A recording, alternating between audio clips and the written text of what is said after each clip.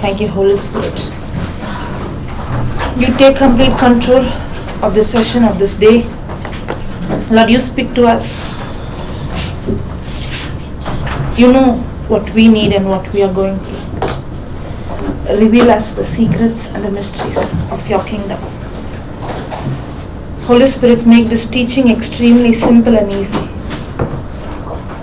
so that we apply this word in our day-to-day life. Thank you, Holy Spirit, for teaching us. Thank you that every time your word is preached, you confirm it with signs and wonders. We thank you, Holy Spirit. We thank you, Lord, for giving us this opportunity to hear your word, to understand your heart, to understand your nature. Thank you, Lord. In Jesus' name we pray. Amen. Praise the Lord. Hallelujah. Thank you, Jesus. Praise you, Jesus. Okay. Let's go to James chapter 4, verse 6.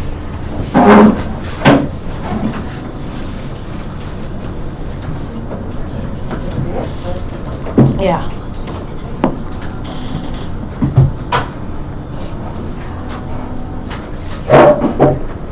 Okay.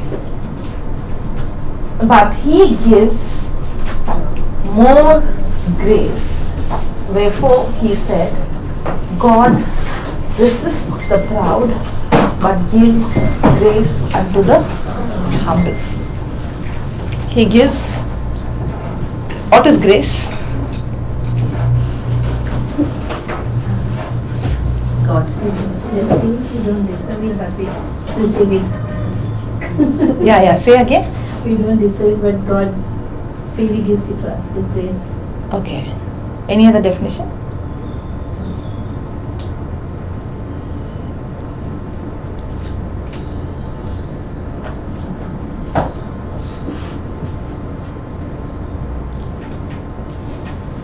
Any other definition?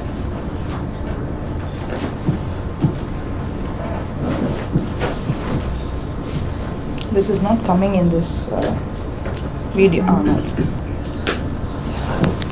Any other definition?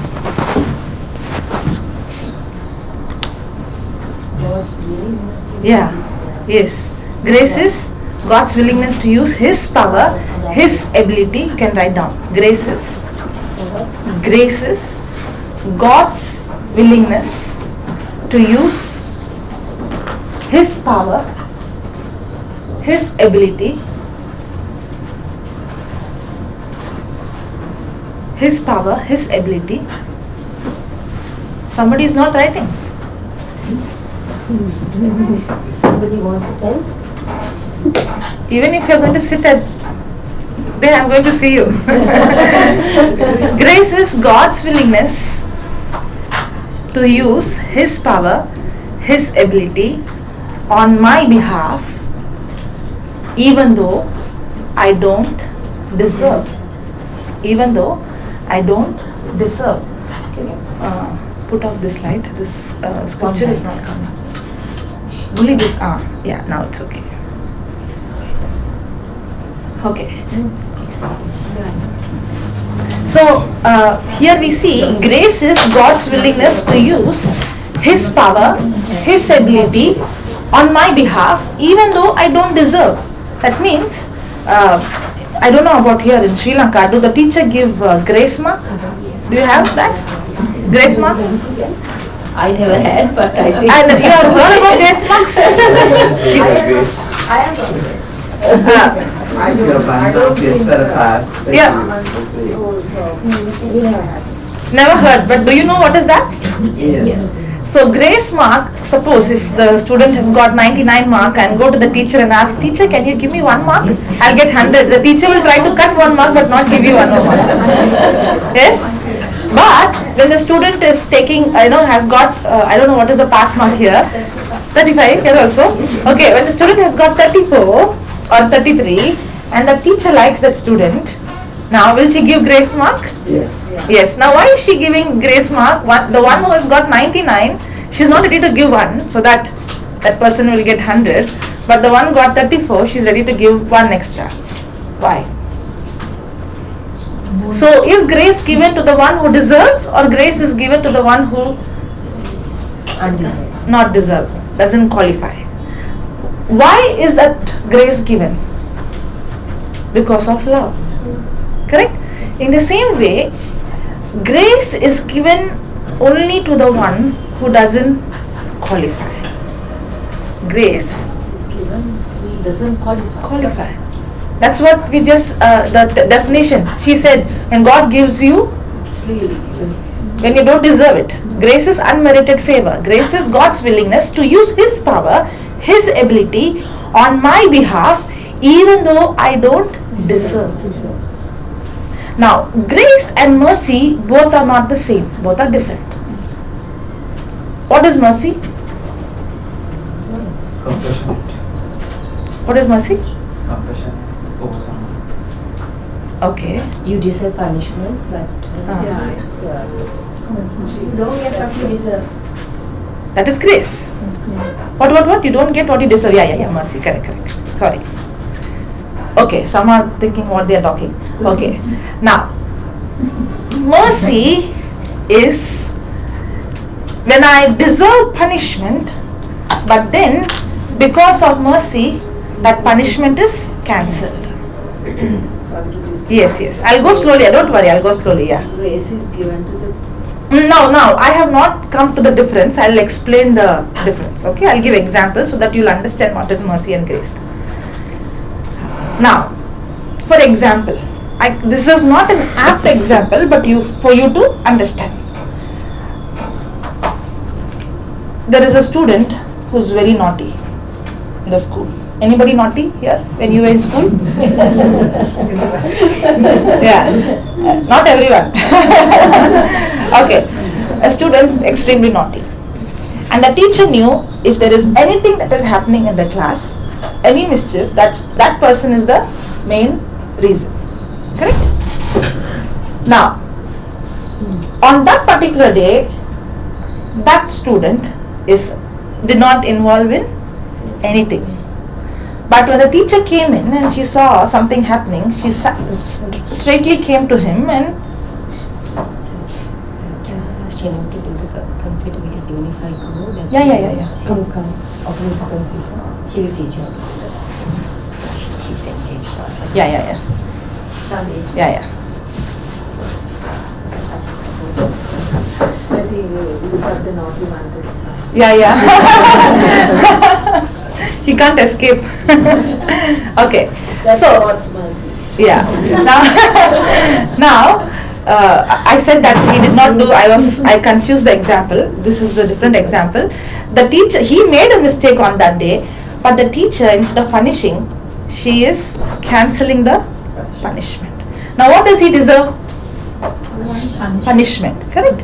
But the teacher is not punishing that student because of mercy. Now, grace is not that. Grace is, you deserve punishment, I cancel that punishment, that is mercy. Grace is, now the teacher is giving a chocolate.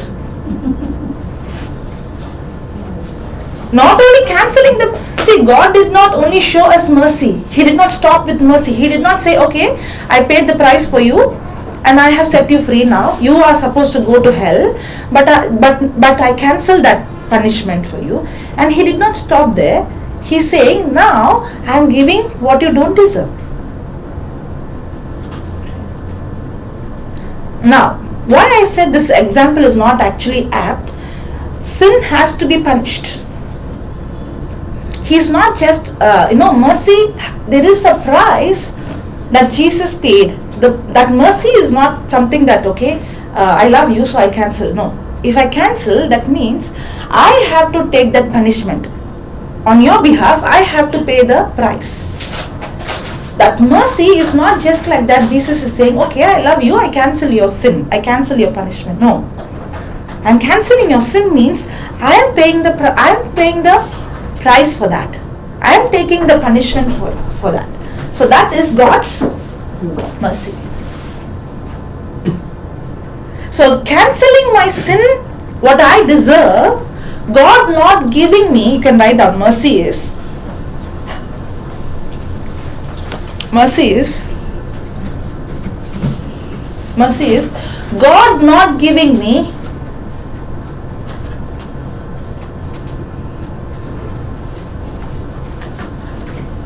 what I deserve,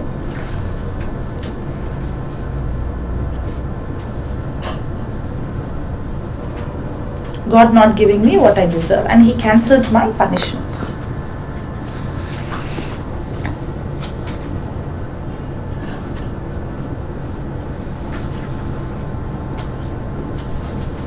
So grace is God giving me what I don't deserve. God's willingness to use His power, His ability on my behalf, even though I don't deserve. Now, did you understand the difference between mercy and grace? So God is not just extending mercy to us, but He is going one step further and He is giving us grace. Now, for a long time I was thinking grace has to be given to the one who doesn't deserve. In that case, none of us deserve, then every one of us should get grace. But this scripture says, but He gives more grace. He gives more grace. That means there is a level of grace that each one receives. It's not always the same.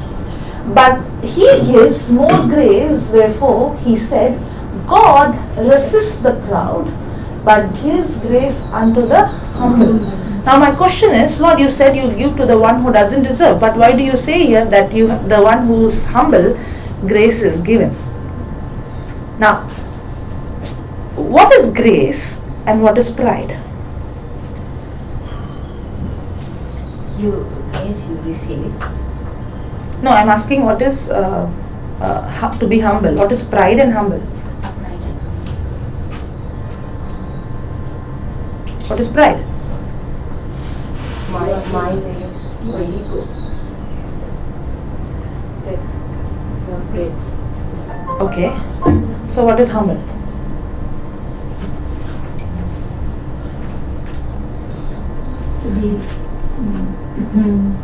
So in heart, like Jesus was humble, and we are supposed to be like Jesus, humble and It's simple. It's like even though you before have God. everything and even though you have power or anything, even though you are rich with anything, so you are still letting yourself down to in front of other people or the God. So Okay. that is humble, and pride is something when you are having everything and you show that you are superior than the other. Okay. Okay, that's a part of pride. Okay. Now, pride is to be self-centered and self-focused. Pride is to be self-centered and self-focused.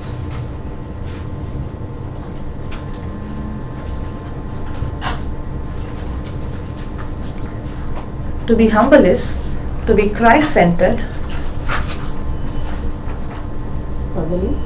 to be Christ-centered, Christ-dependent,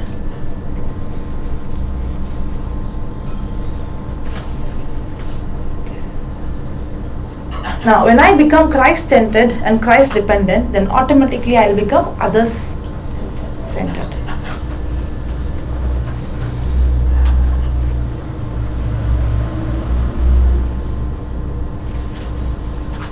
Okay. When you go into the Word of God, then you understand really what is pride and what is humility. Okay, through the Word of God. The world doesn't actually teach us what is real humility and what is real pride. I'll give an example because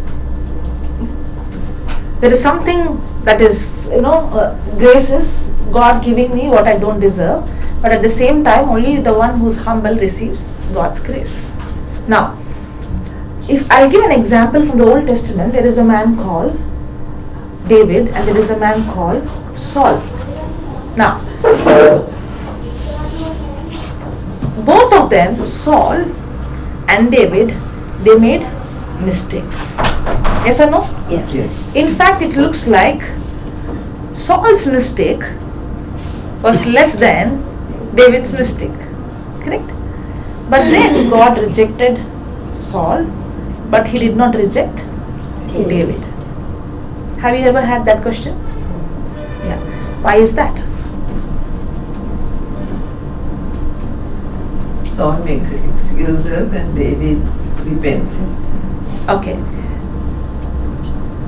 God is not going to deal us with our sin or with our mistakes. If God has to deal us with our sin or our mistake, then He cannot use anyone. He cannot use anyone. If you see, God resists the pride.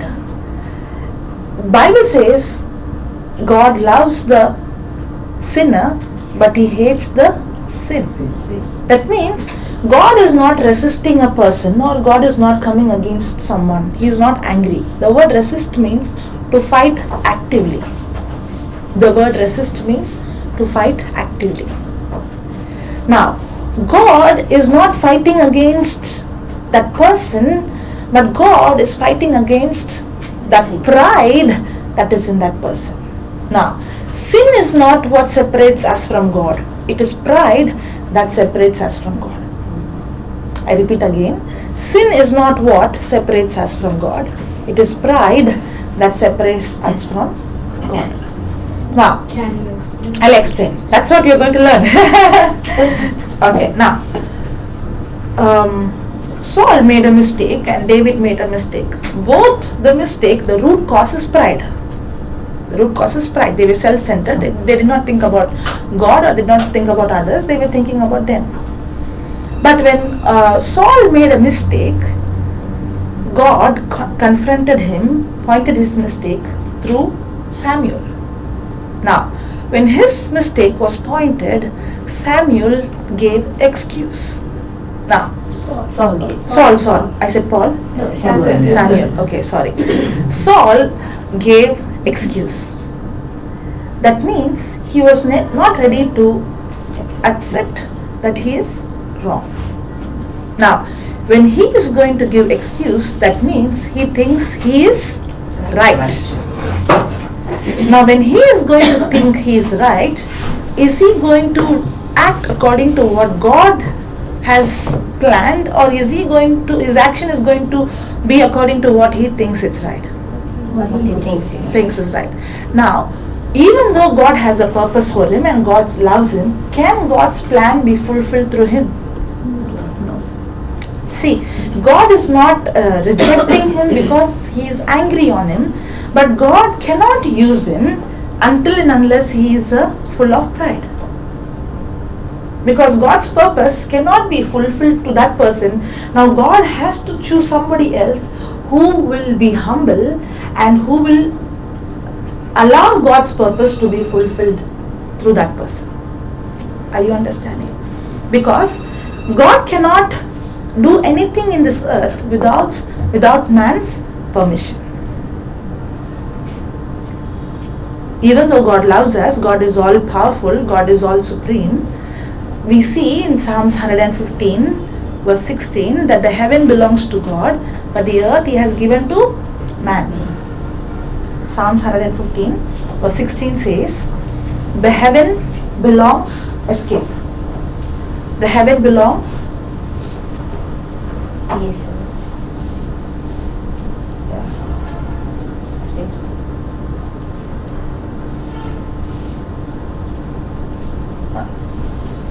good.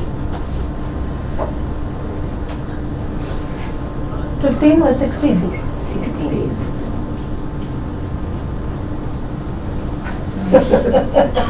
Just space, 16. Enter. Okay. The heaven, even the heavens are the Lord's, but the earth has he given to the children of men. So who's responsible for the things happening in this world? But whom do we blame? Now, in heaven, is there poverty, is there sickness, is there fear? Why? Because he is in charge. In this earth, who's in charge? I'm in charge. Now, if God's plan and God's desire has to fulfill in this world, he needs a humble person. Not a perfect person, but a humble person. Because nobody is perfect. But the root cause of any sin is pride. If I commit sin, it's an indication I am not humble. But because I made a mistake, it doesn't mean God is not going to use me.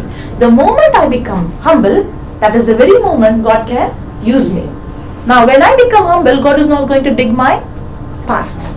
Are you understanding? Yes. See, when you understand love, you understand the word of God.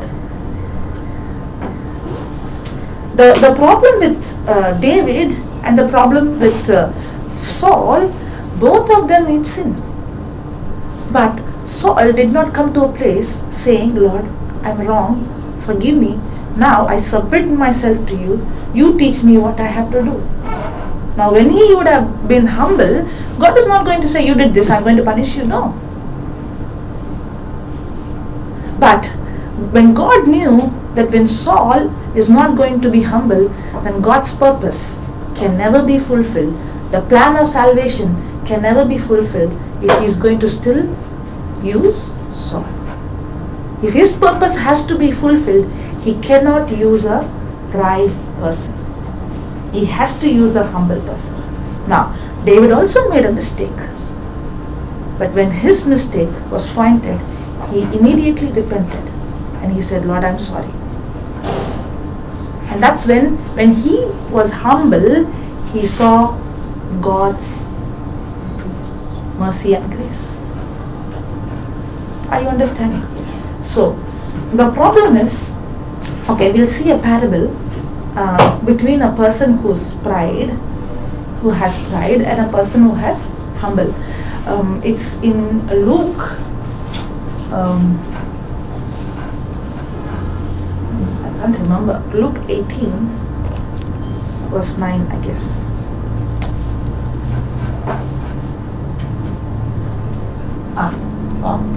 I remember it. Okay. And he spoke this parable unto certain which trusted in themselves that they were righteous. Now, who is a pride person? What is the definition of pride? A person who is self-centered. That means a person who depends on his own. Now, pride means not necessary that,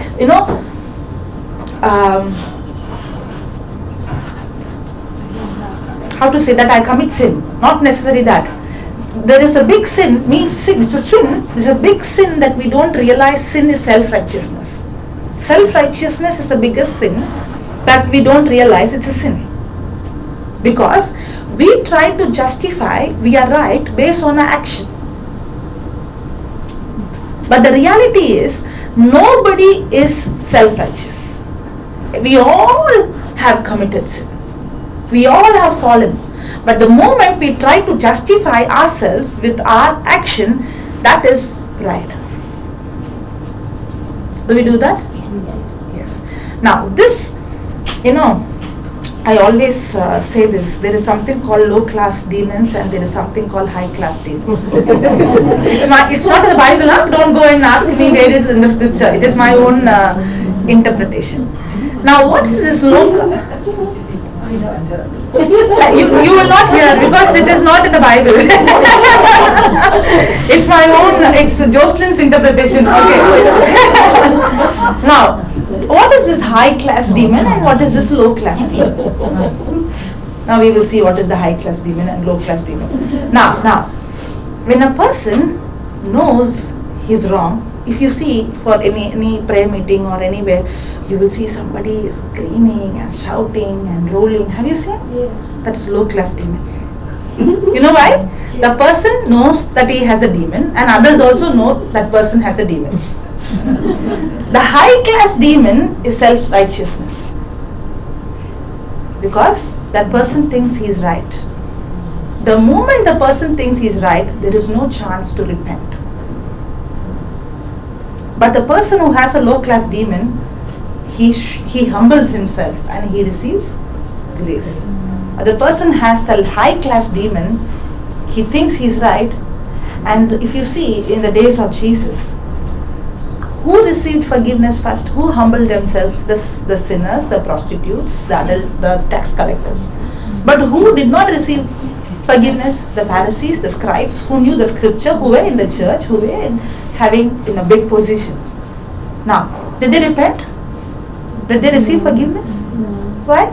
Because they had the high class demon. Really? Because that's very dangerous. The moment you think you are right and you are perfect because of your action, now there is no chance for you to humble yourself. And this parable is about that. And the character of a person who is having the high class demon, we will see now. And he spoke this parable unto certain which trusted in themselves. Pride is to be a person who trusts in him or who is self-dependent, who relying on the self. Trusted in themselves that they were righteousness and despised others. The problem with the high class demon is they think they are right. The moment they think they are right, they put others down. Yes or no? Yes. Yes. And despised other. But a humble person, now there is nobody perfect. There is nobody perfect. A humble person realizes he is wrong and he humbles. Now when he humbles, he receives God's power and ability to overcome sin. Now he overcomes sin not with his strength but with God's power and ability. Now when he sees others who are having the same weakness which he had, now he won't put them down. He will go and tell that person, I also was like you. There is a big difference between a righteous, self-righteous person and a humble person. A self-righteous person will always exalt him and put others down. But a humble person always realizes from where he has come and now where he is not because of his good action, it is because of God's grace. Not because he deserves, but not because he doesn't deserve. Now, when he sees somebody who is weak like how he was, now he doesn't go and put them down, but tell him, even I was like that. But you don't need to live a life like this. If I can come out, you can come out. Now, a humble person will exalt the other person how God exalted him. But a pride person will always exalt him or her and put others down. Are you understanding? Yes. Yes. Now, and he spoke this parable unto certain which trusted in themselves that they were righteous and despised others. The next verse. 2 men went up into the temple to pray. The one a Pharisee and the other a publican. One a very important person in the church and the other a sinner. Now both of them went to the church. Next verse. The Pharisee stood and prayed thus with himself. The prayer of a self-righteous person. He doesn't pray to God, he prays to himself. Means what? Lord, how much I prayed, how I fasted. I am not like him, I am not like her. See, she doesn't come to church, but I come to church. See, she is like this. She doesn't read her Bible every day, but I read the Bible every day. See him, he always drinks and he is alcoholic, but I am not alcoholic. Do we compare? Thus stood and prayed thus with himself. The Pharisee stood and prayed thus with himself. God, I thank you that I am not as other men are. High class demon. When a person has high class demon, they always put others down. I can't pronounce, extortioners, unjust, adulterous, or even as this publican. Now check your prayer life. I don't know which demon you have. Okay, I'm not pointing you out. I'm just telling so that you understand. Yeah, next verse. I fast twice the week. I give tithes of all that I possess.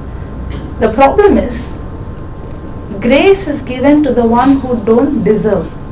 The moment you try to justify, and the moment you say I deserve, you don't receive grace. The one who has got 99 will not get grace. The moment you say I did this, I prayed so much, I fasted, I went to church, so many days I went, I did all this. Now God has to give. The moment you justify, you don't deserve grace.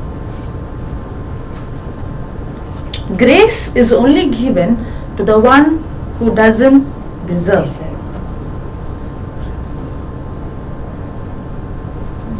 Are we trying to justify us by our works?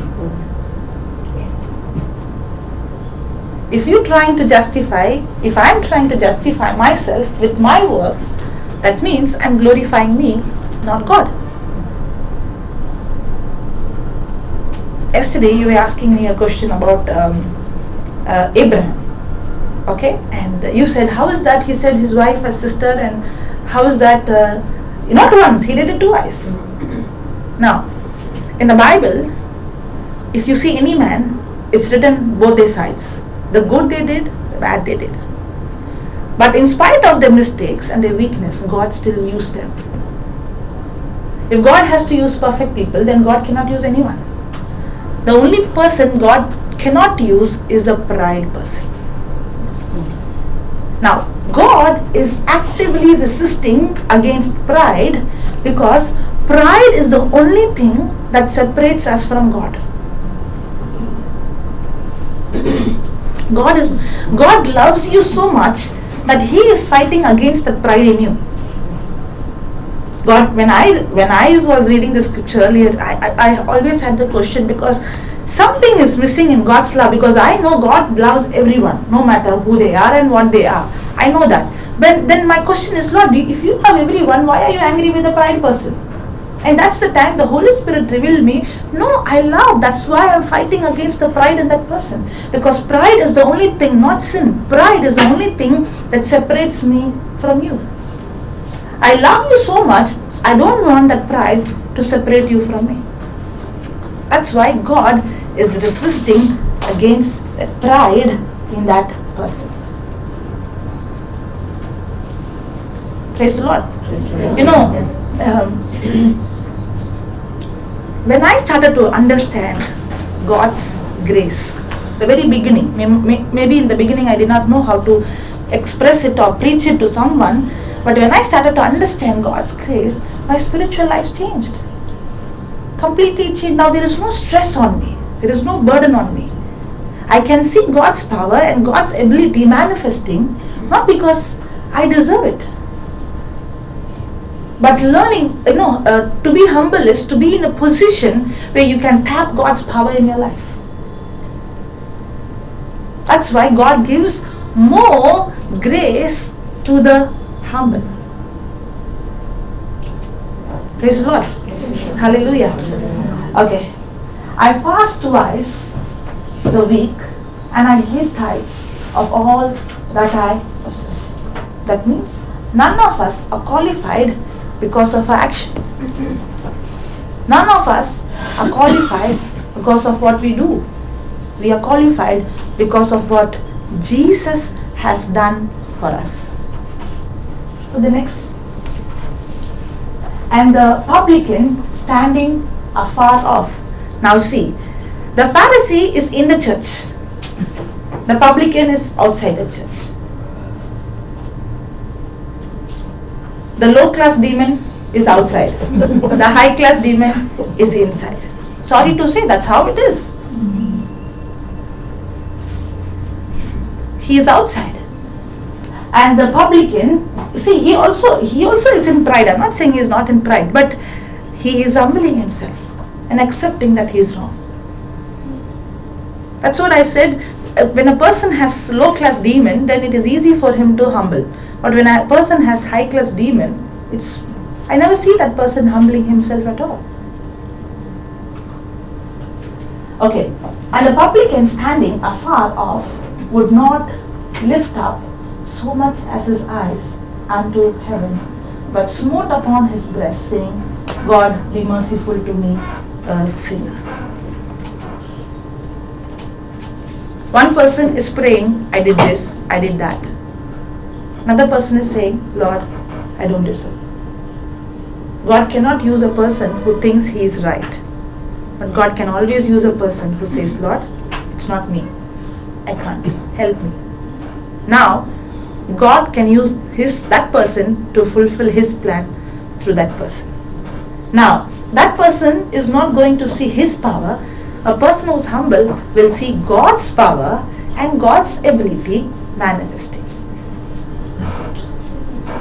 That's why God chooses the weak things of this world. God chooses the least thing, the rejected, because the one who's least and the one who's rejected is the one who humbles and says, Lord, I can't. Now, the moment you come to the end of yourself, now you live not with your strength, you live a supernatural life. Now, a person who's living with his own strength, self-righteous, will become jealous of a one who's living with God's grace. You know why? Because I'm striving and working hard, and I know who you are. How can this happen to you but not to me? That was what happened between the elder son and the younger son, the prodigal son and the elder son. Now, most of us know about the elder son and the younger son, and most of the preaching is on the younger son. Yes, he is a very bad person who lost all his money. He lived an extremely bad life, but actually the younger son had only the low class demon. Really, I can show you the scripture. Can you put that? Luke, same book, Luke chapter 15. I don't know which scripture it is. Put the 24th verse.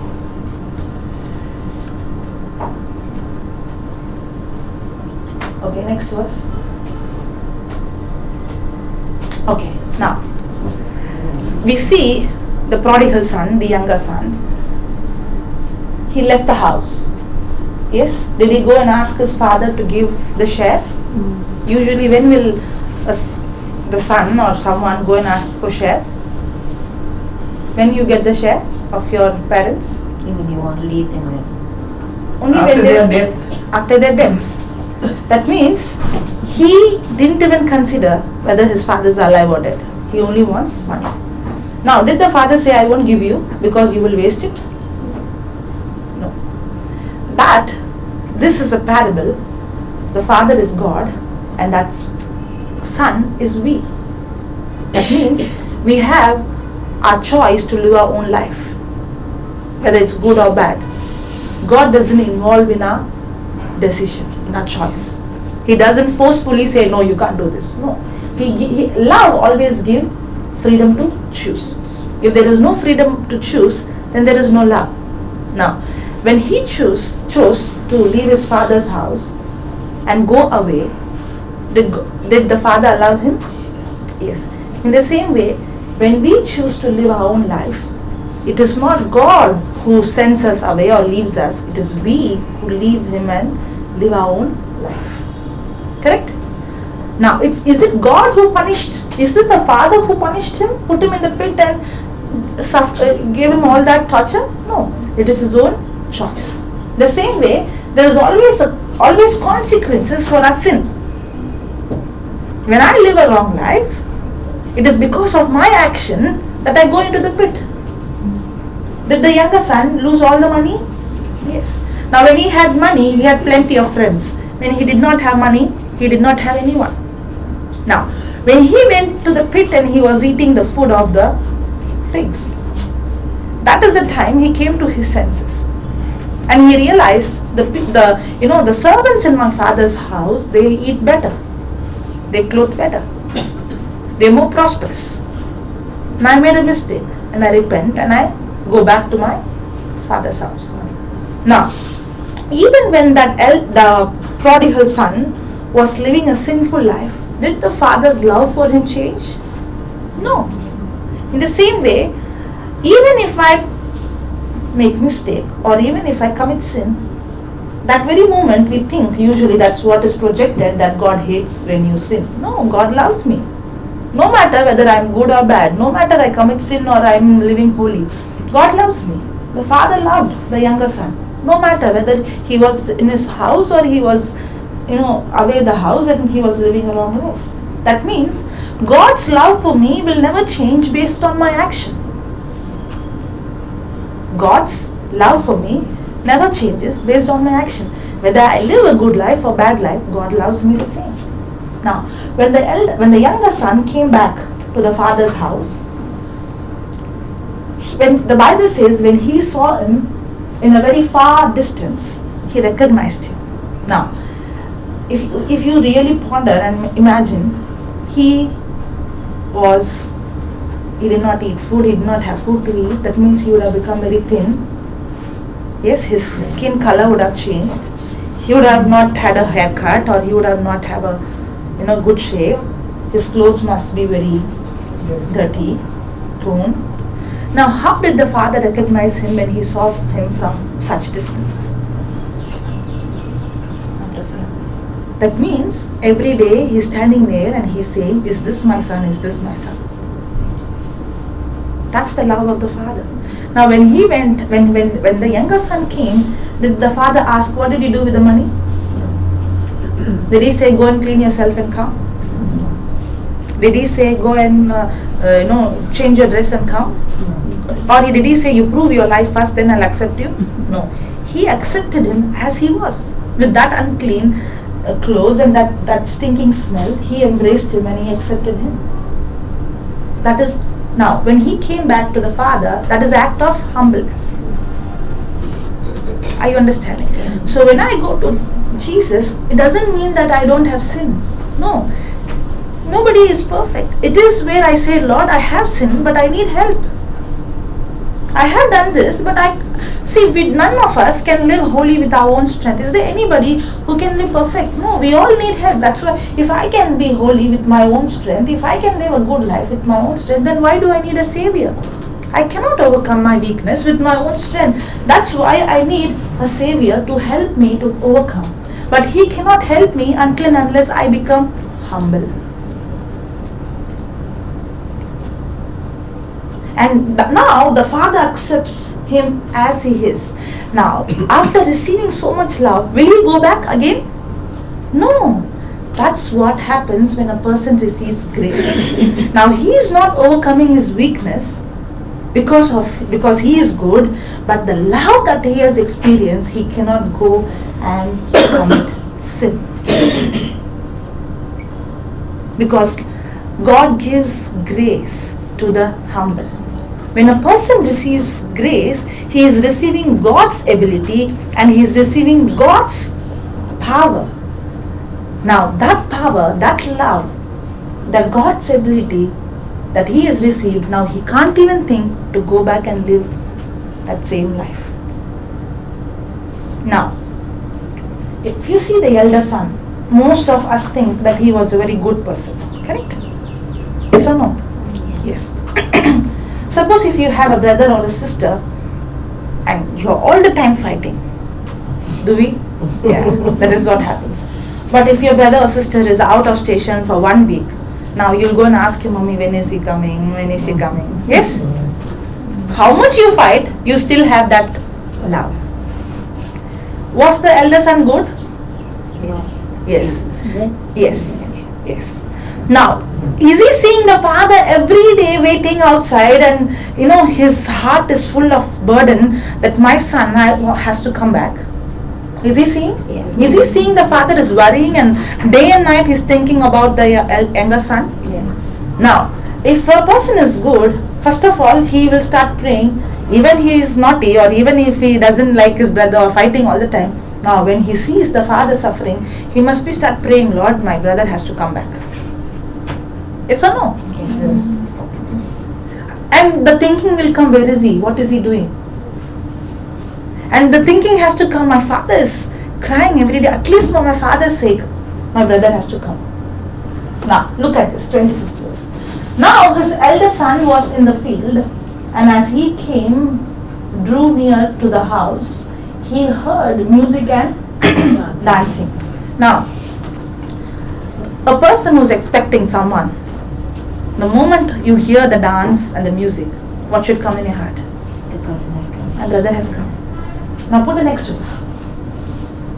And he called one of the servants and asked what these things meant. That means he started to suspect something. Yeah. Next verse.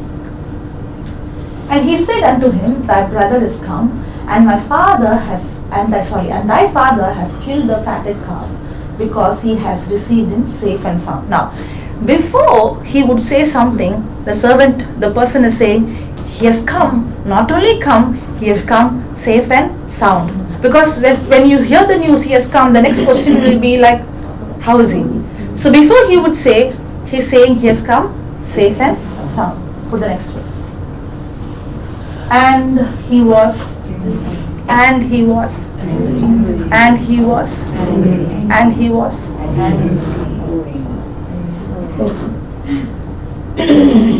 Now why he was angry?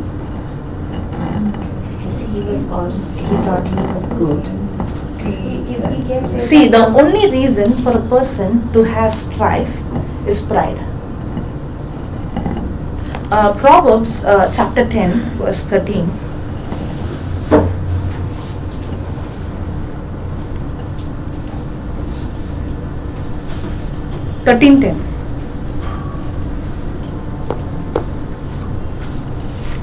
Only by pride comes contention.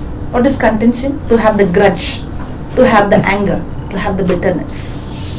The Bible says the only reason a person has that strife, that grudge, is because of pride. High class demon. Yeah. Now where is the elder son? Outside or inside? Elder son means in the father's house or gone out? In the church. That's why I said the high class demons are always in the church.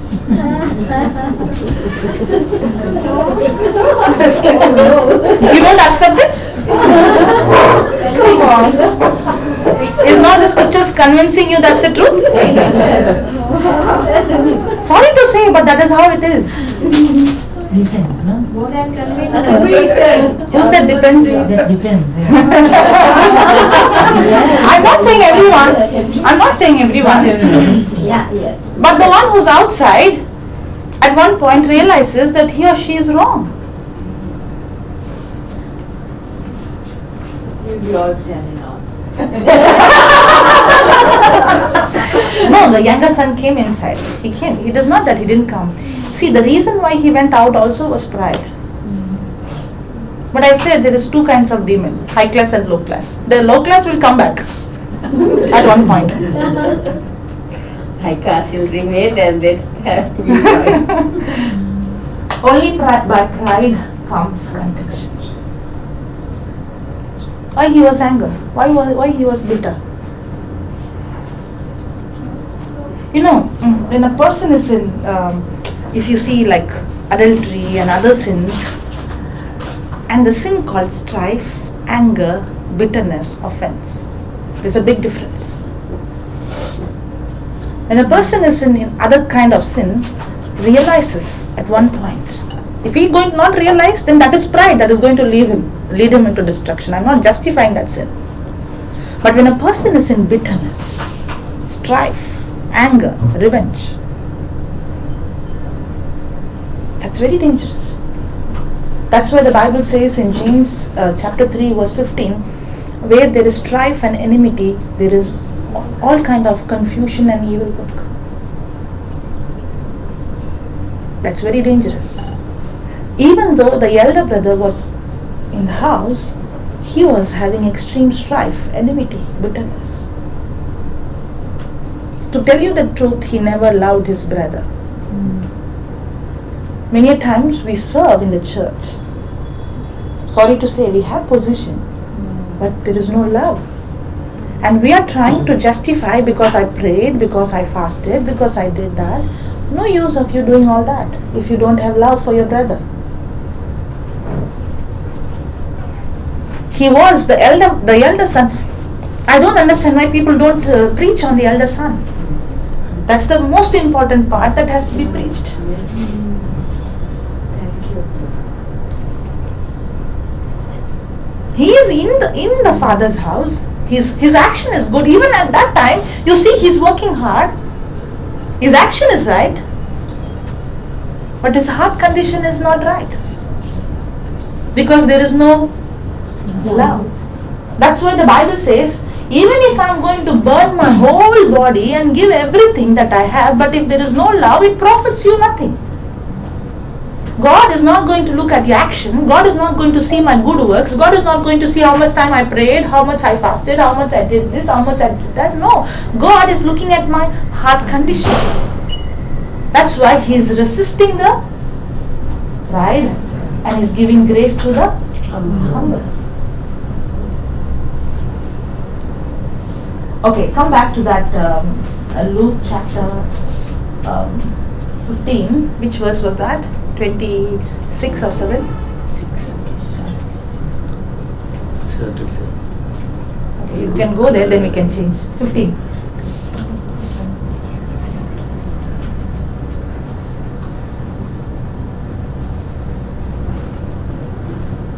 Angry. What is that? And he was angry and would not go in. Therefore, came his father out and entreated him. The father loves the pride, the one who is in pride also.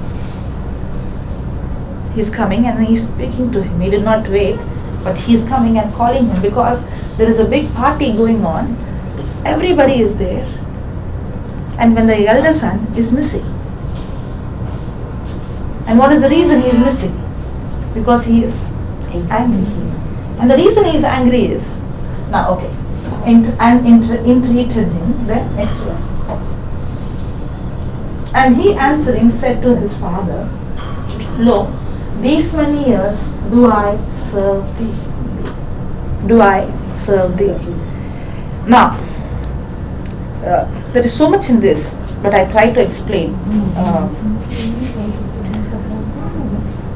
Now, do we have the 10 commandments? It's not only the 10, but we have actually the commandments were 600 plus. The 10 commandments is a summary of the 600. Now, the Bible says, through Moses the law was given, and through Jesus comes the truth and the grace. What was the reason that God gave the commandments through Moses? To control. The actual reason for the law was to show them how wrong they are. If there is no law, then there is no consciousness of sin. Correct? If they don't put a law that you should, if you do not wear a helmet, then you will be fined. If there is no law, then there is no wrong. I can go without the helmet. Correct?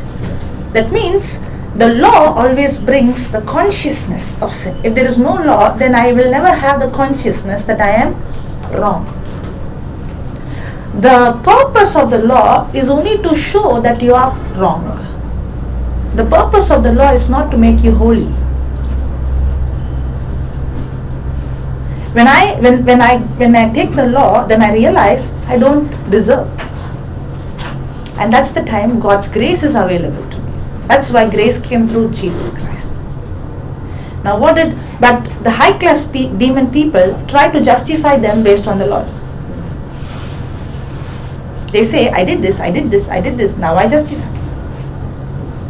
Now what is he saying? I did this. I served you, I did. Now, he was doing the action right, but there is no love.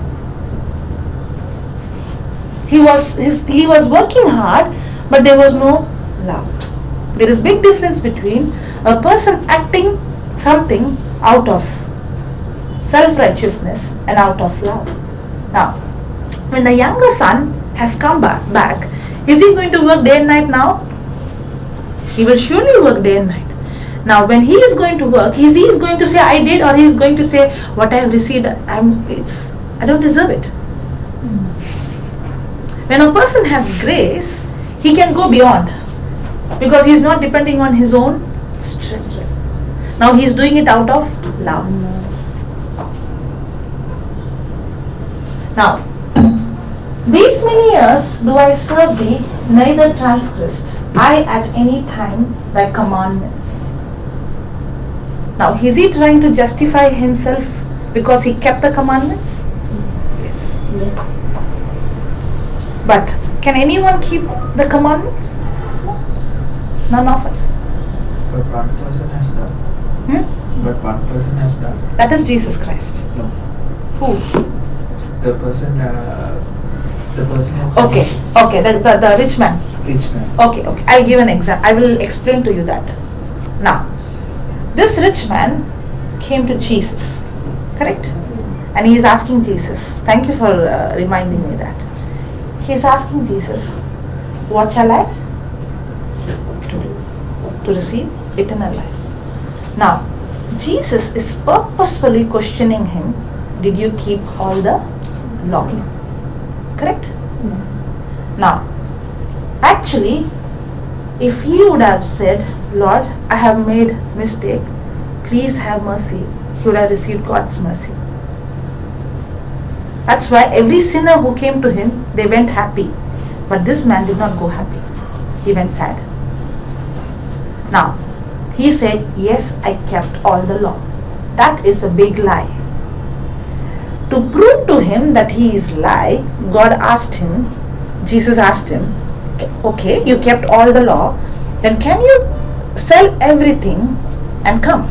Now, for him, he did not keep even the first law. That is, for him, if you give an option, money and God, for him, money is first and God is second. He is ready to lose God, but not money. That means for him, God is money. God had to prove to him, Jesus had to prove to him, you kept all the law? No, you did not, you failed the very first commandment. That's why to prove to him, he said, okay, you kept all the law, now leave all your money and come. He couldn't. So, see, the purpose of the law, you know why Jesus is using the law? The law is, God is not using to show you're right. God is using that law all the time to show that I'm wrong. That's why grace is given to the one who doesn't deserve. If he would have said, I did not keep, Lord, help me, then the grace would be available for him. But when he said, I'm right, then God had to demand his action because of his belief. Praise the Lord. Thank you. Yeah. You know how I get all these answers? Because these questions which you ask, even I get. And you get the answers when you ask Lord, if you love, then how did you this? Lord, if you love, the whole Bible comes under one thing, that is love. If a person doesn't understand the love of God, then that person can never understand the scripture. Love is the foundation. Praise the Lord. Okay. The only man who kept all the law is Jesus Christ. Okay. These many years do I serve thee, neither transgressed I at any time thy commandment. And yet you never gave me a kid that I might make merry with my friends. If you see, the elder son, he also wanted to live the life that his younger brother lived. That's why he was angry. But the reason why maybe in secret he might be living like that, who knows. But then the reason why he is not ready to leave the father's house is, the one who has the high class demon is little smart. If I'm going to go out from my father's house, then how I'm going to get that reputation and that name and the title? Because the one who has the high class demon is more particular about the title and about the name, the security. He's smart enough, he knew if I'm going to go out, I will not have what I have now. But it doesn't mean that he wants to live a holy life. He also wants to enjoy the world. But the motive is different. That's why you won't see here that whether he went inside or not. At last, the one who's inside will be out and the one who's outside will be in. That's why I'm not supposed to judge anyone. I don't even know when that person reconciled with God. And God is not going to deal that person with what he or she has done. And if I judge others, I should also realize that I am not perfect. If God has to judge me, then what would be my condition? Put that Luke, what is that? 18. Did we see that? God give the...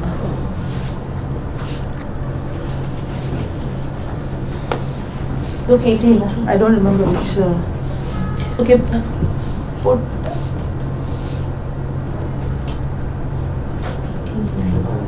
18, not 9, down, the end.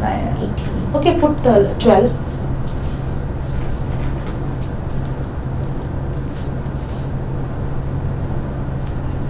I fast twice in the week. I give tithes of all that I possess. Next. After the publican, standing afar off, would not lift up so much as his eyes unto heaven, but smote upon his breast, saying, God be merciful. Just like the prodigal son. Saying, God be merciful to me, a sinner. Next verse. I tell you, this man went down to his house justified. A person who's self-righteous is trying to justify by his own action. But a humble person is justified not because of his action, but because of his humbleness. He is justified rather than the other. For everyone that exalts himself be abased, and he that humbles himself shall be exalted.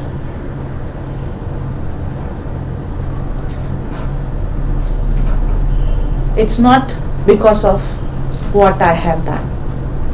It is because of who and what he has done, that is Christ. Now a humble person, there is no chance for him to exalt him nor boast on anything that he has, because he knew what I have is not because of what I have done. It's God's grace. And that is the time that person sees God's power and God's ability working on his behalf. That's what Romans chapter 4 verse 1.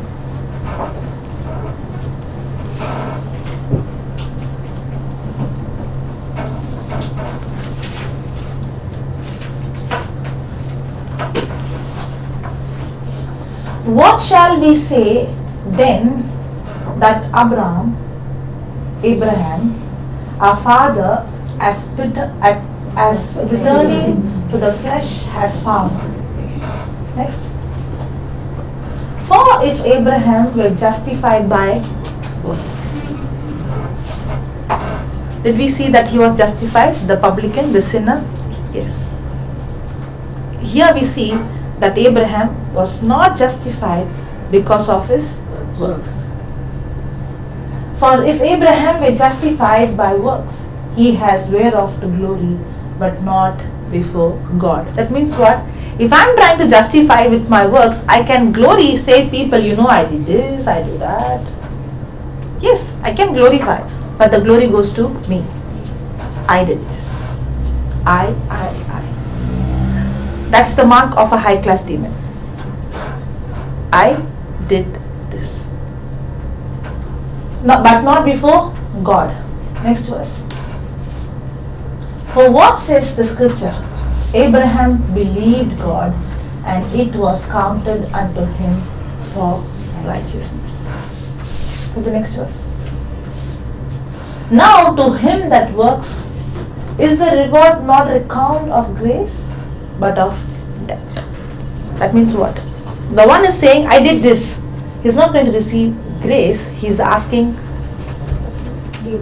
his due. I did this, now give me for what I did. Now God will give you for what you did, but you won't receive grace. And we all deserve punishment. So what is taking a person to hell? Sin or pride? Right. That's why God resists the pride and He gives more grace to the humble.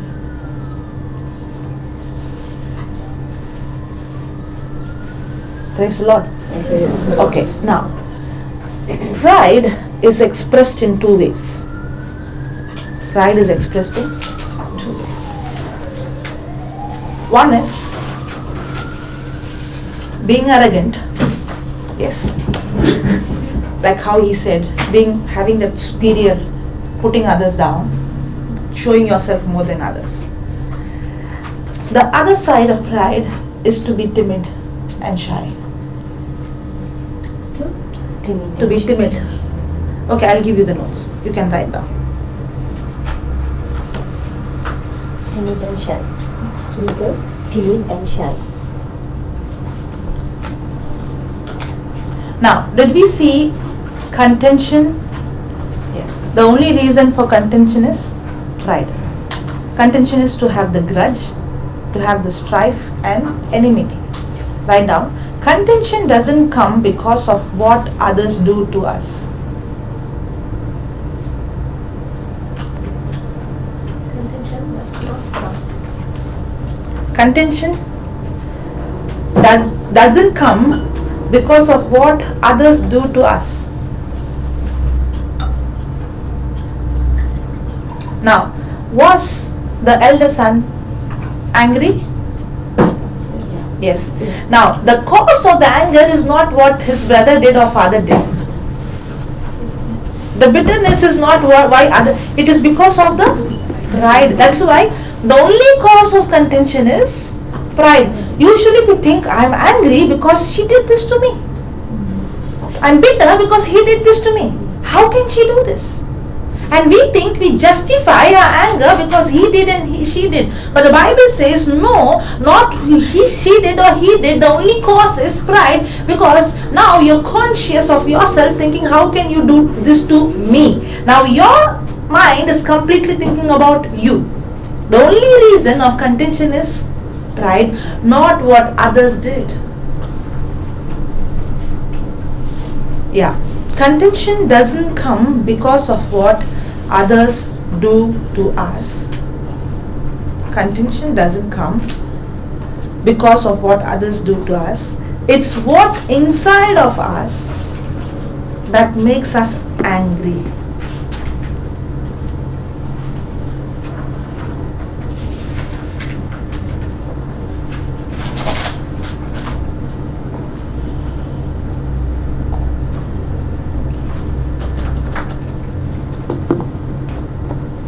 It's what's inside of us that makes us angry. Therefore, we can't stop our anger by stopping others.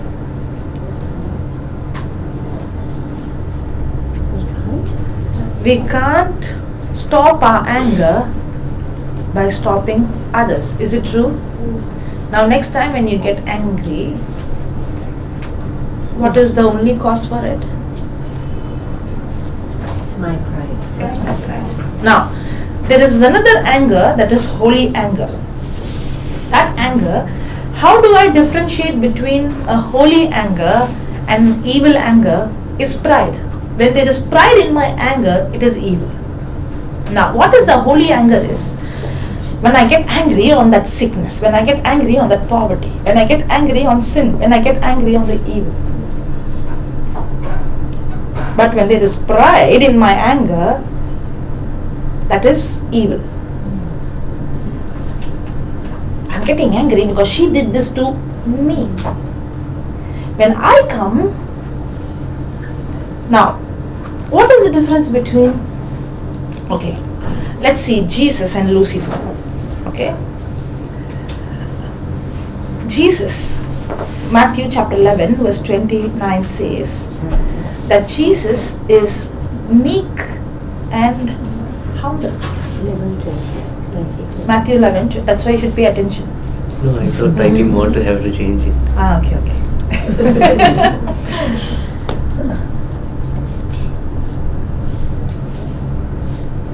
I think Matthew spelling is wrong. You know what you do? Just put M, the drop down will come, choose drop down.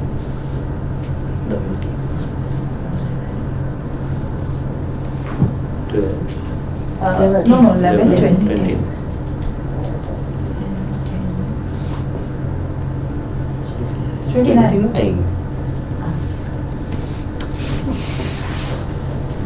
Take my yoke upon you and learn of me, for I am meek and lowly in heart. Some translation says I am meek and humble in my heart. Now, God has a personality. God has a personality. And His personality is to be meek and humble. God is all powerful. He is almighty. He is the supreme. His class is completely different. You can't even imagine how big He is. If you see the creation, if you take a small seed, you can't even understand how God has designed it. If you take human body, if you take the DNA, if you take a cell, no engineer can understand the design of the Creator. Yes, everything is. If you see, the sun and the moon and the stars and everything is perfect. 1 minute if the gravity stops, what would happen? 1 minute if the world stops, what would happen? 1 minute if something, everything is, our body has elements. If it goes beyond and it comes down, the whole body collapses. It should be exactly in balance. If one cell in the brain is damaged, then there is a big imbalance in the body. That means everything is designed. It's not just like that happening. It's designed. And if there is a small error, it causes a big damage. Correct? If you think the designer's brain and if you see God's, you can't even grasp Him. He's so big, He's so majestic, He's so supreme, He's so powerful, full of wisdom that a human brain cannot grasp Him.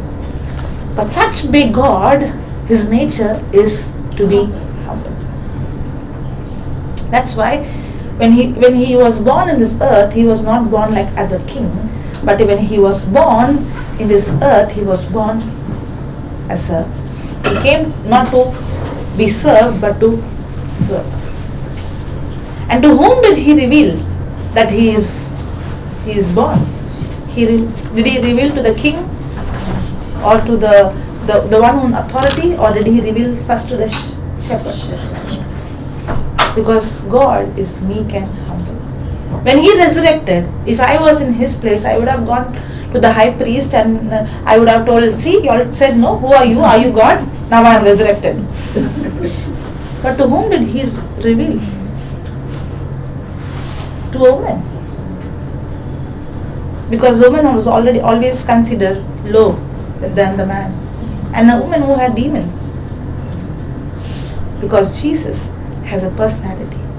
That's why the smart misses and the humble gets it. Because He speaks in a very low voice. If He speaks in the loud voice, the one who's simple will miss. The one who's smart will catch it. But He speaks in such a small voice, the one who is humble can hear His voice. God has a personality, and His personality is to be meek and humble. Praise the Lord. Praise the Lord. Hallelujah. But the personality of the devil, Lucifer, is just opposite. Put Philippians chapter 2 from verse 2 onwards.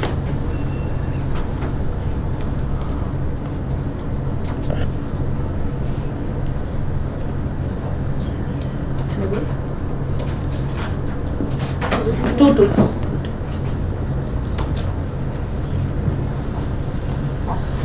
Fulfill you my joy that you be like-minded. Means so that you also have the same mind of Christ. And what is the mind of Christ? To be humble, like-minded, having the same love, being of one accord and one mind. Next verse. Let nothing be done through strife. What is strife? Contention, anger, bitterness, pride. The only cause for contention is pride. Let nothing be done through strife or vain glory, means through pride.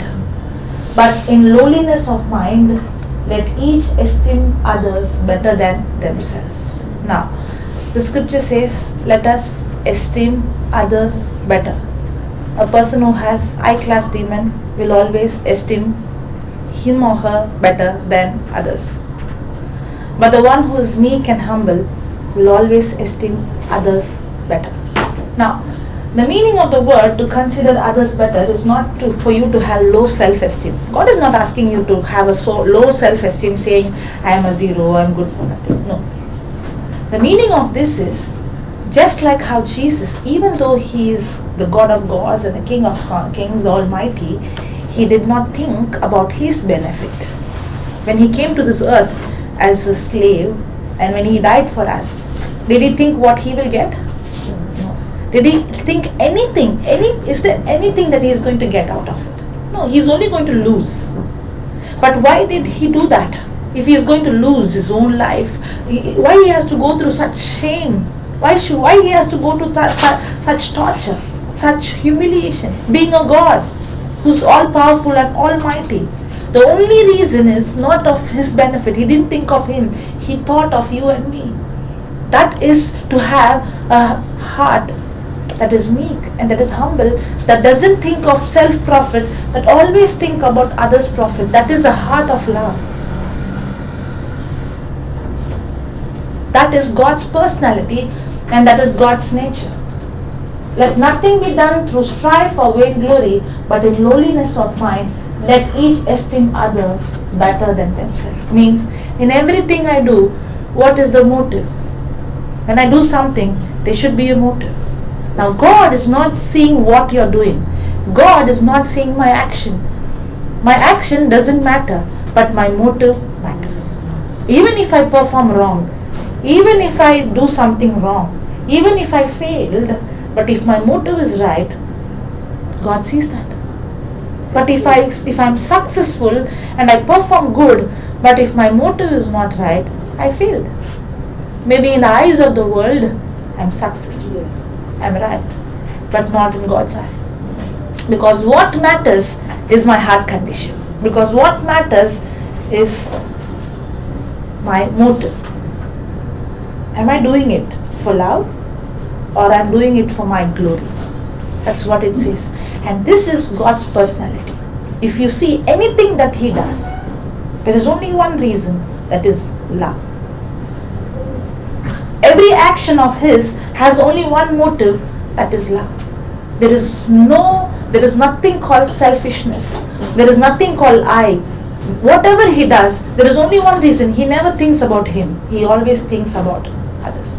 That's why he came as a slave, not as a king. That's why he came not to be served, but to serve.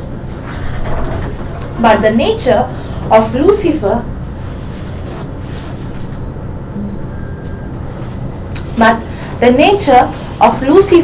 is exactly opposite. Put that Isaiah. Can you explain about this polyandry? Okay. When I love, then there is anger also. But the anger should be against the evil. I should get angry on the evil. I should get angry on that sickness. I should get angry on poverty. When I see people who are poor, I have to get angry. That anger should always have an action. Mother Teresa was angry when she saw poverty.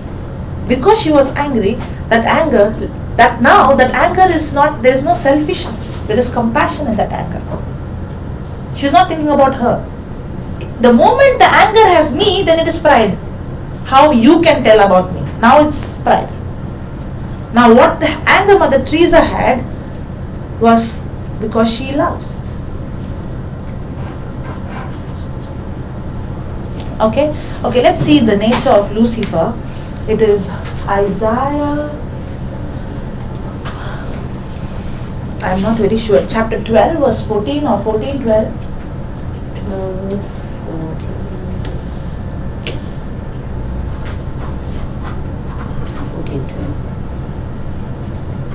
14:12. Okay. Calm down.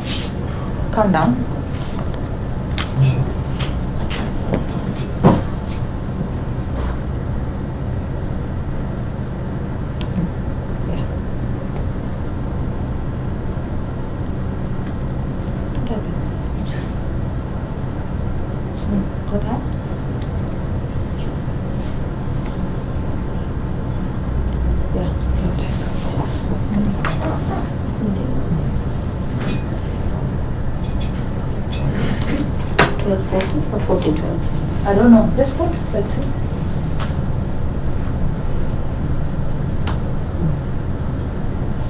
Yeah, 42. Perfect. How art you fallen from heaven, O Lucifer, son of the morning? How art you cut down to the ground, which did it weaken the nations? Next verse. For you have said in thy heart. Now, we saw just the nature of Christ, that is to be humble and meek. Here we see the heart of Lucifer. Now, these words which we are going to read now has come from the heart of Lucifer. It is his own words. I. The first word is I. The first word is I. What is pride? I. To be self-centered. Now from where this nature came? From Lucifer. Now what is God's nature? To be humble. It's just opposite to Lucifer's nature. I will ascend into heaven. I will exalt my throne above the stars of God. I will sit also upon the mount of the congregation in the sides of the north. Next. I will ascend above the heights of the clouds. I will be like the Most High. That's pride. The origin of sin is I. That's why I said high class demon. Every other sin is the consequences of I. Pride. God resists the pride. Not the person, but the pride in that person. Because that is the only thing that separates me from God. Okay, write down. What did we write? Therefore, we can't stop our anger by stopping others. We have to go to the root of the problem, our own pride.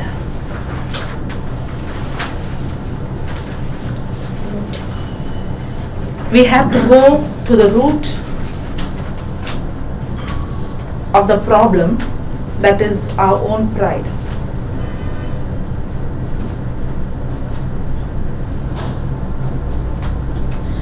Pride isn't one cause of contention.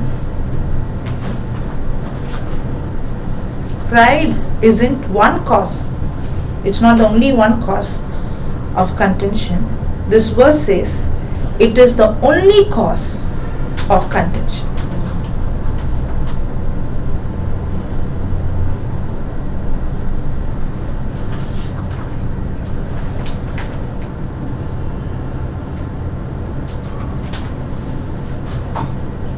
Therefore, we can't stop our anger by stopping others. We have to go to the root of the problem, our own pride. Pride isn't one cause of contention.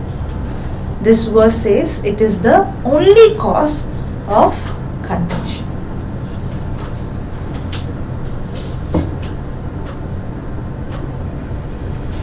Now, pride isn't just arrogance. Pride isn't just arrogance.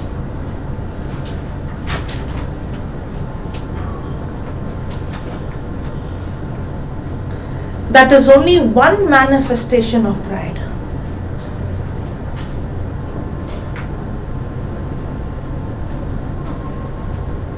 That is only one manifestation of pride.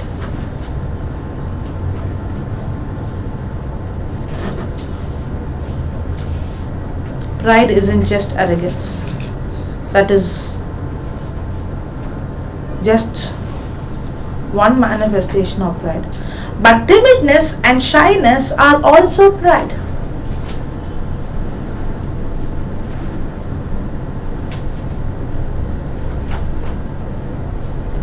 Have you ever realized being timid and shy is pride?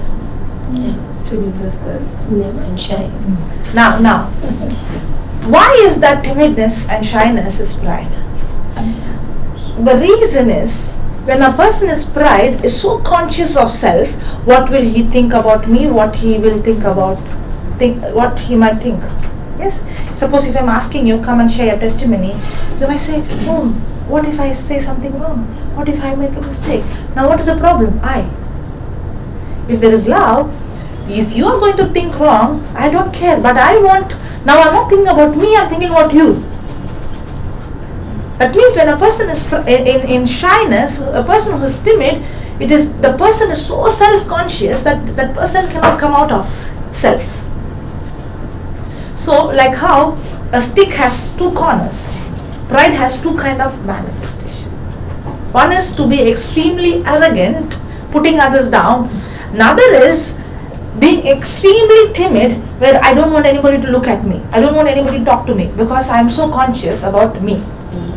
What will he think? What will she think?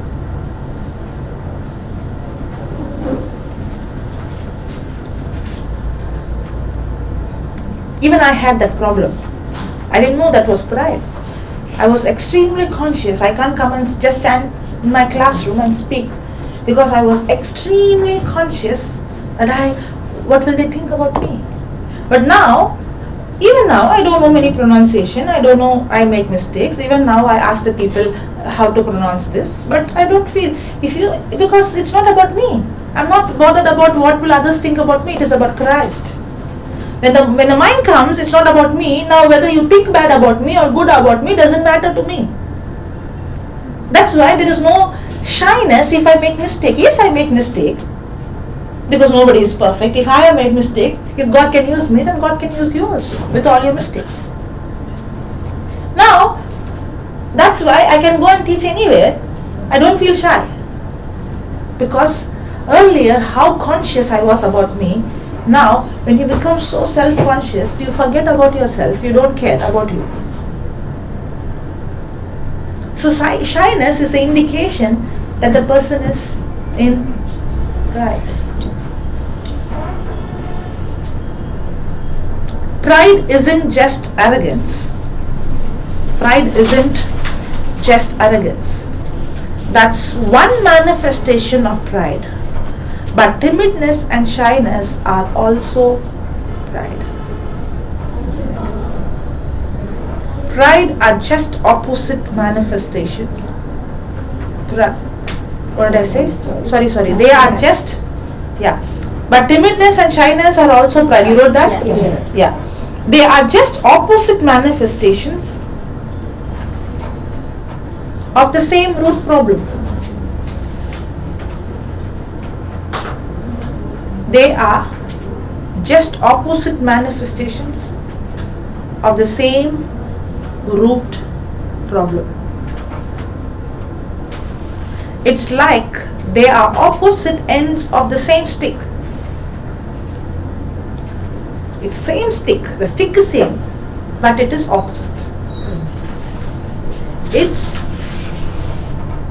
like they are opposite ends of the same stick. It's like they are opposite ends of the same stick. Pride in its simplest terms,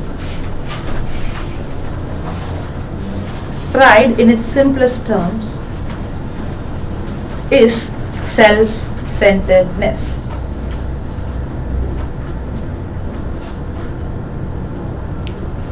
Pride in its simplest term is self-centeredness.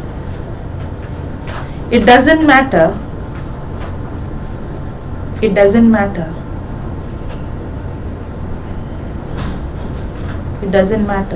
if self is focused.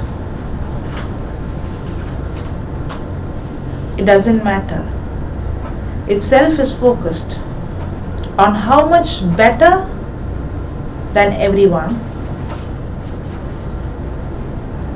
It doesn't matter if self is focused on how much better than everyone else it is.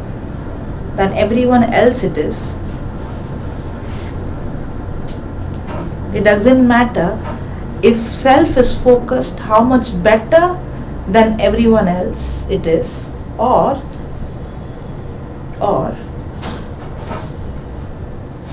if it is focused on how much worse than everyone else it is. It doesn't matter if self is focused on how much better than everyone else it is, or if it is focused on how much worse than everyone else it is. That's all self-centeredness and pride. Whether I think about me better or worse, both are self-centeredness. Shy people are very self-centered people.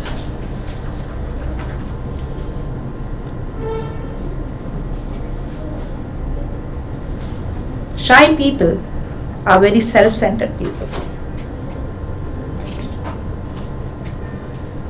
They are constantly thinking. Shy people are very self-centered people. They are constantly thinking about what everyone else is thinking of them.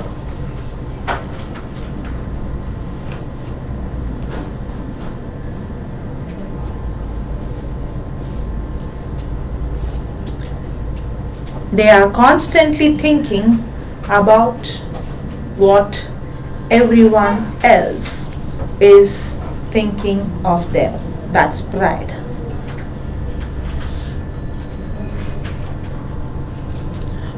Truly humble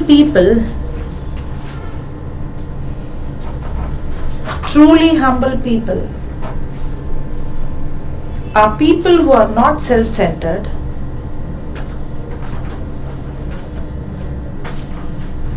Truly humble people are people who are not self-centered.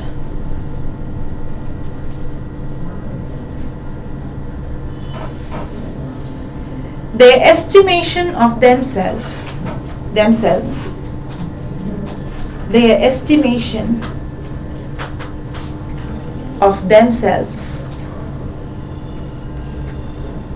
isn't above or below. Their estimation of themselves isn't above or below what God says about them. It's not above nor below what God says about them.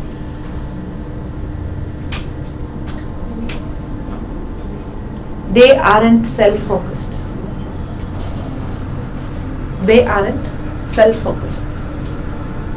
That means a humble person agrees with God says. When God says you are healed and you are saying I am sick, are you humble or pride? And God is saying in His scripture, by His stripes you were healed, and you are saying no, I am not healed, because The doctor said, because my body says, now are you going by what you are thinking or you are going by what God has promised? Are you understanding? So when I say I am sick, even though I know the scripture says, now why I am saying I am sick? Because that's what I feel. Now I am going on what I feel, not on what God has said. That is pride. When the Bible says you are righteous not because of what you have done, and if I say I am not worthy, that also is pride. A humble person is accepting what the word says. When I agree with the word, I am humble.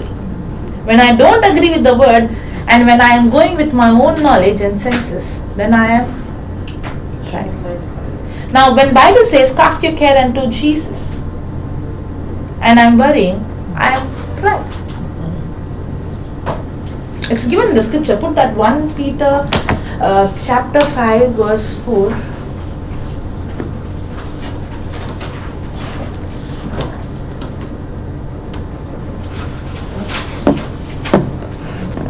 And when the put the next verse. Okay. Likewise, you younger, submit yourself unto the elder. Yea, all of you be subject one to another, and be clothed with humility. For God resists the proud, and He gives, and He gives, and He gives. Now go to the next one. Likewise, the word likewise means it's a continuation. Now I have to be. Early one. What happened? Early one we. Oh, you went somewhere. Okay. No, this is finished. God. We didn't finish this. Okay. I thought you went to the other verse. Okay. And God resists the proud and gives grace to the humble. Okay, next verse. Likewise doesn't come here. Put the sixth verse. Okay, humble yourself. It's a continuation. Okay, there's some translation, there's some conjunction come. I don't remember which one. Humble yourself, therefore, under the mighty hand of God, that He may exalt you in due time. Next verse. Casting all your care upon Him, for He cares for you. That means what? When I'm casting my cares on Him, I'm humble. When I'm worrying, I'm. Is there anybody here worries? Did you worry today? Yes. The moment I worry, it's because I have to handle it. It's my problem. See, God is not saying that we all are perfect. We all make mistakes. We fall, we worry, we get angry, we get bitter. But then, there should be a point where I have to humble. And that very moment I humble, that's the moment I see God's power, God's ability manifesting in my life. True humbleness is accepting what the scripture says and doing what the scripture says, no matter what I feel. Because when God is telling cast your care, everything will say, if I'm going to cast my care, then this problem is big. Because I want to be the God of the situation. Because I can't trust if I give to Him, what if He doesn't do? Correct? What if He doesn't show up? That trust will come only with relationship. That trust doesn't come without relationship. Now, I'm spending more time, not because if I spend more time I'm holy. No, I'm spending more time, now I can understand Him more. Now your prayer life is entirely different. Now you're not praying to qualify you. Are you understanding? Now you are studying the Bible not, oh now I have studied my Bible, God is pleased. No, it changes now. You are studying the Bible not out of force but out of love. Now it is not 5 minutes, 10 minutes, 1 hour. Now it's not boring. You can go for hours and hours and hours, but yet it's interesting. Now you are not doing it as a duty. Now you are studying the Bible not to be qualified, but because you understand His love and grace, you want to know about Him more and more and more. Now your life becomes stressless. Now you won't be burnt out. Now you don't do it out of, some compulsion, like the elder son. Now you do it out of love. Love always goes beyond his own ability and strength. That's when I see God's power and God's ability working in my life. Praise the Lord. Hallelujah. Hallelujah. Thank you, Jesus. Thank you, Jesus. Any questions? Yeah. We'll explain, I should say. Yeah. I was thinking about the thief. So the thief is beside Jesus. One thief tells Jesus, if you are God, you can save yourself and say what. As well as the wife kept coming to my One is head. humble, one is proud. One is humble and one is proud. Yeah. So that was Yes. kept ask. I wanted to ask you. Yeah, correct. Time. That is the reason. It's not your. Both of their action is wrong. But the one who's humble is receiving it. Like Saul and David. Saul and David. Same. Anybody? Anything else? Any other questions? The one who was humble and the other one is humble. Told if you are God. Tomorrow I will meet you in the paradise, he says. Praise the Lord. Hallelujah. Hallelujah. Do the closing prayer. Are we closing? I can continue. Want to ask some questions? You want to say something? I always have this question in me. Like, we say that we are sinners. We are sinners. But whereas if you believe in Christ, we have been made righteous, not our own Action. effort or what, the good works. So He has made us righteous. And so, is it right for me to claim again I'm a sinner? Then is it right or how should I? Okay. Holy Spirit help me. Now. We all, when we were born in our mother's womb, we all were born with sin nature. Sin nature. Does a 6-month-old baby commit sin? Yes. You all are saying yes. Okay. But usually people say no. Now, when a 6-month-old baby, the mother keeps the baby aside and takes another baby, the baby cries. That's an indication that the baby is jealous. Correct? Jealousy is sin. Now, we don't become sinners because we commit sin, but we commit sin because we are sinners. Sin nature, yes. Are you understanding? I don't become a sinner because I commit sin. Because I'm a sinner, I commit sin. The root itself is not right. We all had the nature to commit sin. But then, what happens is, the day we receive Jesus Christ as our Lord, God and Savior, the time we repent, that very time we receive a new nature. That's why the Bible says in 2 Corinthians chapter 5 verse 17. Can you put that scripture?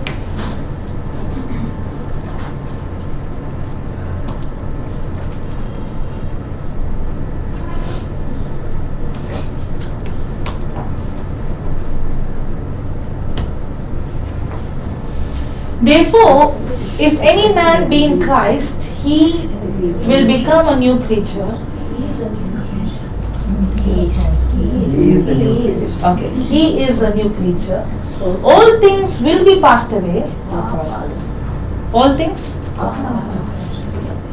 Behold, all things are becoming new. All things are becoming new. Now, according to the scripture, the person who's in Christ, it says, it is all the past is passed away, gone away, and it doesn't say becoming new. But if I see my life, it's not actually become new, it's becoming new. The reason is, it is talking about the spirit part of me, the nature of me, the root. The day I received Christ, that very day, the old in me is passed away, the old nature is gone, and the new nature is put in me. But, even though the old nature is gone, my mind is still having the old programming. For example, there is a small baby elephant, and they tie the elephant with the rope. And this baby elephant is trying to, remove and run, but then it tries so many times, and then it comes to a mindset that I cannot escape. So now the elephant doesn't try to escape.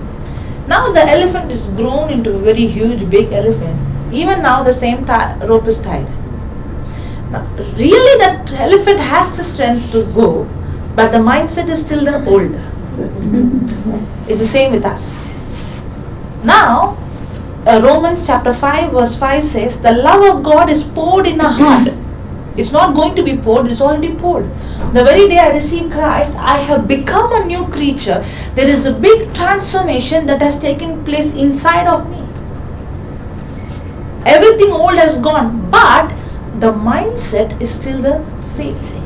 That's why Romans chapter 12 verse 2 says that my life will be transformed only through the renewing of my mind.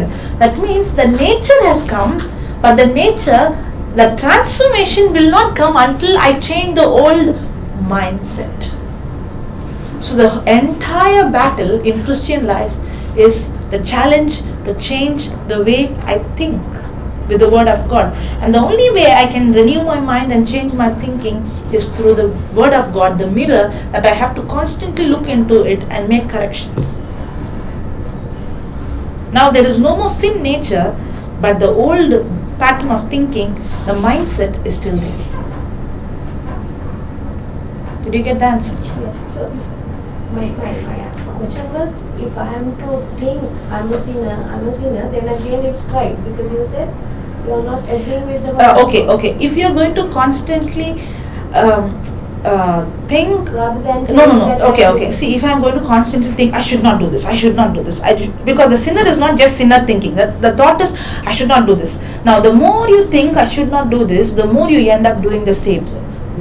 Okay. Now, because we don't have the strength to overcome it, but the more you focus on the Word of God, the Word of God gives you the ability to overcome it.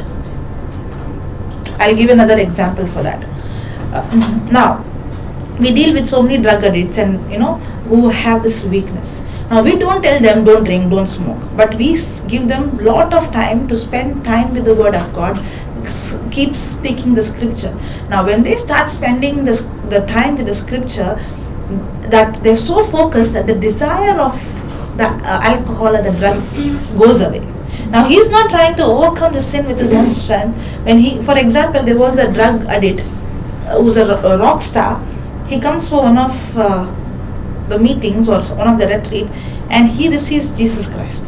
Now, the day he receives Christ in his heart, that very moment, see, when a person gets that new birth, the encountering Christ. You don't become Christian because you are born in a Christian family. That is not right. You become Christian when in your heart, when you receive Christ. The day you encounter Him really. It's a relationship. Now, when he had the encounter, when you encounter Christ, when you get that new birth, the first thing that happens is the desire to know Him more.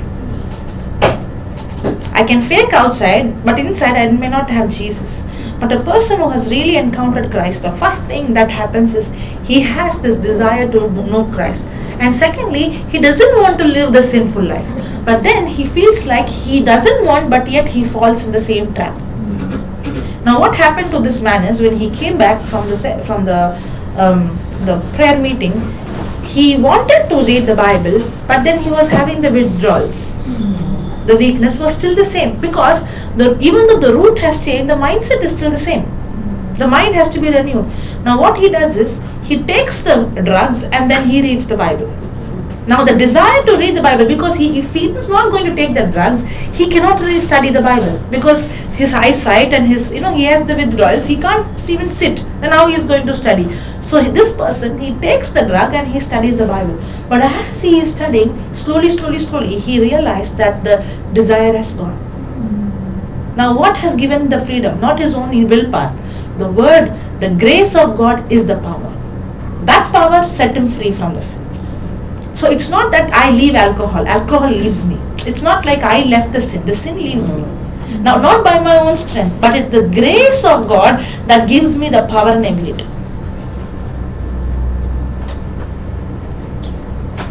Praise God.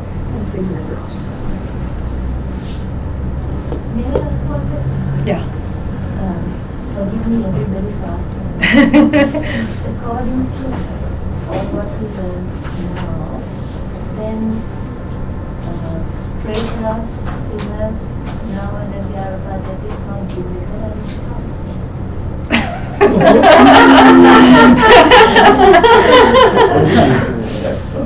I don't know. That's an individual case. Yeah.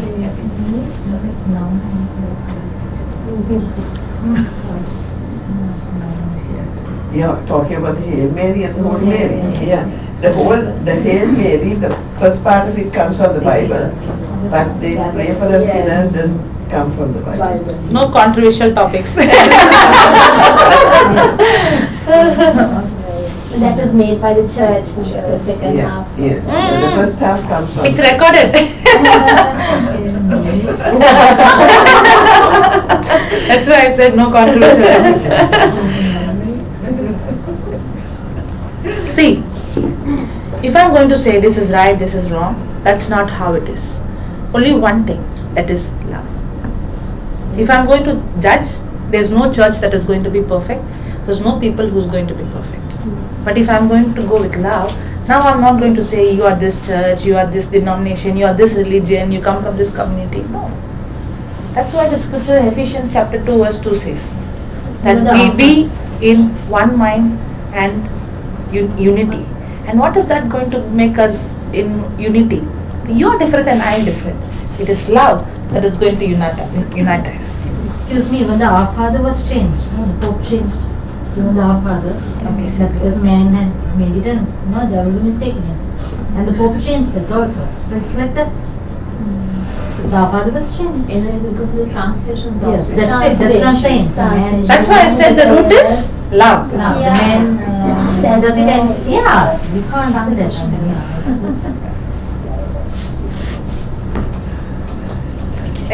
Any other question?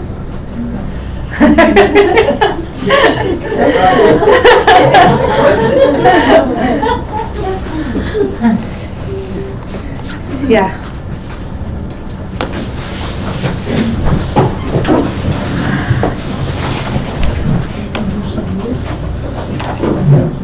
Thank you, Father. Thank you, Holy Spirit, for revealing these greatest truths. Thank you, Holy Spirit, for showing us what is grace. More grace is given to humble. And thank you for helping us to understand this truth, Holy Spirit. And thank you for revealing it through Sister Jocelyn and for bringing her into this place. And thank you also for Holy Spirit for showing us the true Christ nature is humble and meek, and which it's going to help each and every one of us here, Lord. It's not our actions, but inside our hearts, the decisions that we make to be humble and meek. Thank you for every word that came out of Sister Jocelyn's mouth, which helped us to understand this and to put this deep into our hearts, that which will never go, this seed that we receive will never go out of our hearts and our minds. From today on, we individually make a decision.